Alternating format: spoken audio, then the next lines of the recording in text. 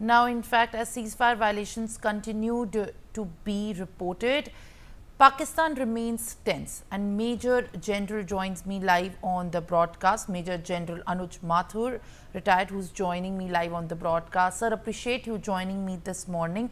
Now, of course, this is obvious from the tactics and the kind of reaction that is observed from the Pakistan ever since India has resorted to the punitive measures, cancelling of a various kind of trade and various kind of deals and agreements with Pakistan, making it very clear. One thing in all, in fact, it means that this is going to be now India's resolve in countering the terrorist activities that Pakistan has been sponsoring, even though on another front, on a global front, and as per the statements, they continue to defy all of their activities, and in fact return, they have accused India of now sponsoring terrorism, which is completely in fact shocking to as what Pakistan behaves like.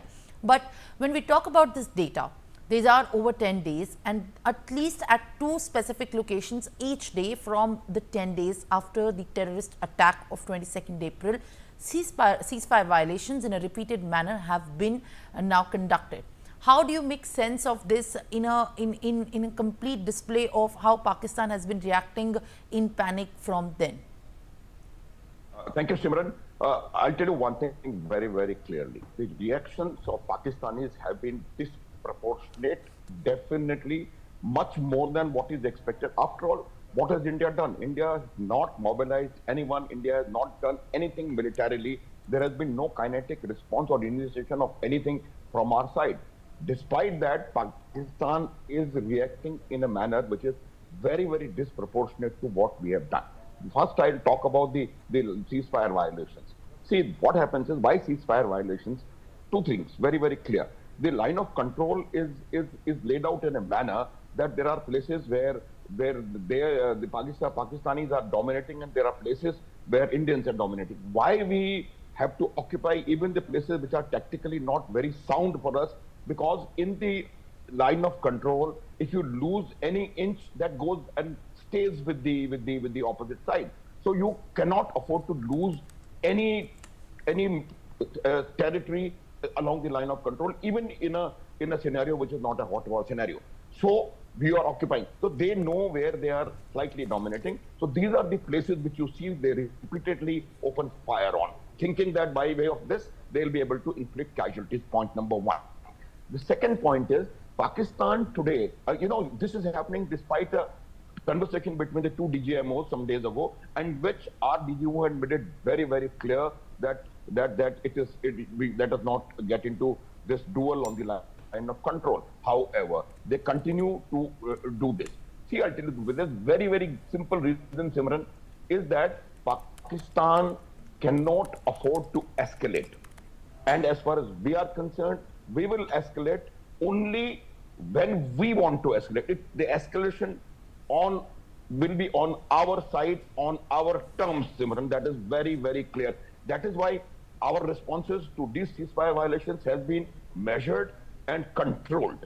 We are only responding directly in proportion to how they are firing. See, there are three important reasons why they fear, and why they fear escalation. That is why they are also confining themselves to small arms firing and just violating the ceasefire to an extent, just conveying that no similar agreement no more in place, and a sort of a message.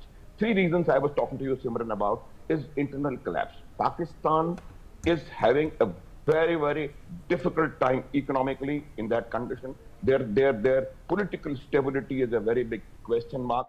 And this escalation, if it is there, may lead to unrest, and it may lead to a political issue and also economic issue in Pakistan. They know it fully well.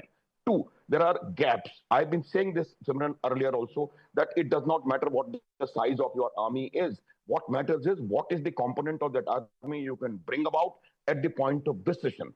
And that is Pakistan's problem today is that a large proportion of their forces are deployed against this Balochistan, Khyber Pakhtunkhwa, and on their western border, and also a threat from Afghanistan continues to exist. Iran is also not absolutely inert border. So they will find it difficult in case the escalation takes place to bridge this gap. There are large gaps in their defense systems. And three, that escalation eventually may lead to a situation, a point possibly of no return, where there is no possibility of a dialogue is left, and eventually it gets into a full all-out or a limited war. Simran, they are scared, and that is why their actions are disproportionate. They have handed over their railway stations to the army. They have scrambled their aircraft. They have closed their own a large number of airfields for all traffic. They have mobilized 2 divisions, in fact, more. So all these reactions are very, very disproportionate, Simran, and that is why this is not because they want to show their strength. This is a clear signal of fear. Pakistan's today army and establishment suffers from a severe fear psychosis, and that is why all these reactions are there, disproportionate, and that is why they continue to violate the ceasefire along the line of control. Simran. Well, all right, Major General Anuj Mathur, thank you very much for bringing clarity to this subject. Now, as in fact you have said, tensions remain high in the Indian